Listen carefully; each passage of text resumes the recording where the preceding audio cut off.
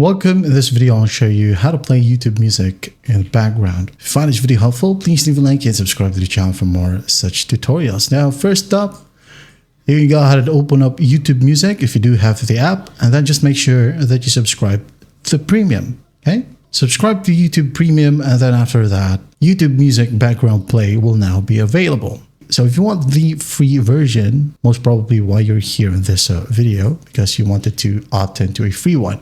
So all you got to do is go out and find Brave on your Play Store or App Store, download it, okay? Find the Brave browser, and then you can just go ahead over to YouTube Music.